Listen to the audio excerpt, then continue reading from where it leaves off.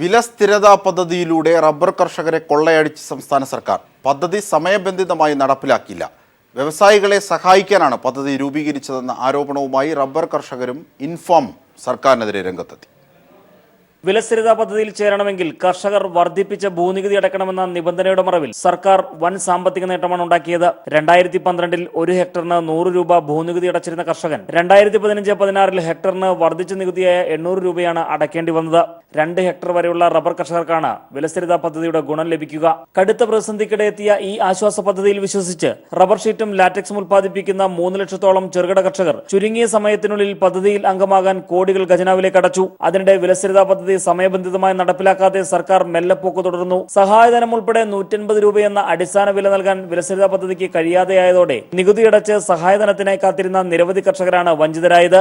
മുൻകാല പ്രാബല്യത്തോടുകൂടി 4 ഇരട്ടിയോളം ഭൂനികുതി അടച്ചാണ് എന്നെപ്പോലുള്ള റബ്ബർ കർഷകർ ഈ വിലസ്ഥിരതാ പദ്ധതിയിൽ അംഗങ്ങളായത്. 300 കോടി ബഡ്ജറ്റിൽ മാറ്റിവെച്ചിട്ട് റബ്ബർ കർഷകരെ വഞ്ചിക്കുകയാണ് തീർച്ചയായിട്ടും ചെയ്തിരിക്കുന്നത്. അതിനിടെ റബ്ബർ വിലയിടിവിൽ വൻ ലാഭമുണ്ടാക്കിയത് വൻകിട വ്യാപാരികളും റബ്ബർ വ്യവസായികളുമാണ്. ഈ സാഹചര്യത്തിൽ കർഷക പ്രതിസന്ധിയെക്കുറിച്ച് വിലയിരുത്താൻ ഇൻഫാമിന്റെ നേതൃസമ്മേളനം ഡിസംബർ 1 പാലായിൽ ചേരും. News bureau, Kottayam.